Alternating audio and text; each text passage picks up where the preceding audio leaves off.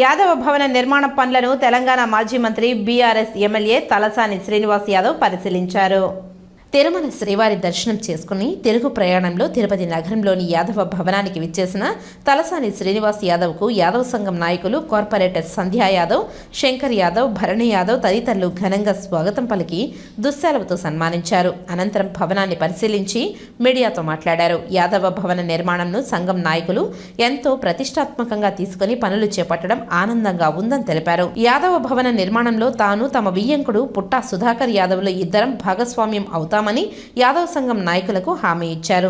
యాదవ భవన నిర్మాణానికి తోడ్పాటు అందించి ప్రతి ఒక్కరూ యాదవ కులస్తులను కృతజ్ఞతలు తెలిపారు. మీడియా ప్రతినిధులు అడిగిన ప్రశ్నలకు దేశవ్యాప్తంగా జమిలి ఏ election one nation one election స్వాగతిస్తున్నామని అన్నారు. అభివృద్ధి జరగాలంటే అన్ని రాష్ట్రాలకు ఒకే ఎన్నికలు జరగాలని, ఆదాని వ్యవహారంలో వాస్తవాలు నిగ్గు తేల్చాలని మొదటి నుంచి తాము ఒకే స్టాండ్లో ఉన్నామని, బీఆర్ఎస్ ఎప్పుడూ ప్రజల పక్షాన ఉంటుందని మీడియాకు తెలిపారు. ఈ కార్యక్రమంలో యాదవ్ సంఘం నాయకులు అన్నా రామచంద్ర యాదవ్, బీజీ కృష్ణ యాదవ్, కట్టా జయరాం యాదవ్, హేమంత్ యాదవ్, జల్లి తులసి యాదవ్, ఆనంద్ యాదవ్, ఉదయ్ యాదవ్, అరుణ్ యాదవ్, కొర్లగుంటలోని యాదవ్ సంఘం నాయకులు అధిక సంఖ్యలో యాదవులు పాల్గొన్నారు.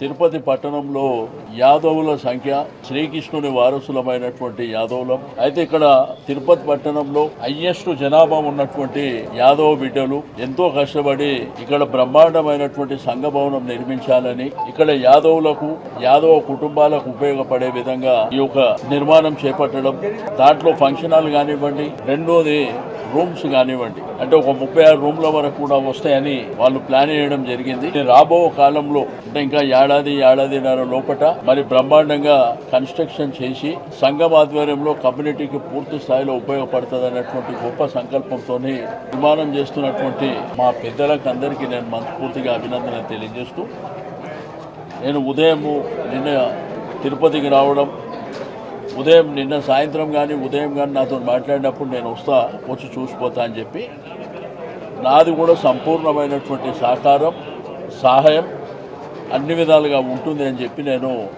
వాళ్ళకి చెప్పిన. వచ్చే వారం 10 రోజులలో వాళ్ళు కూడా హైదరాబాద్కు వస్తుర్రు. తప్పకుండా నా సాయం కూడా వారికి ఉంటుందని చెప్పి నేను ఈ సందర్భంగా తెలియజేస్తా ఉన్నాను.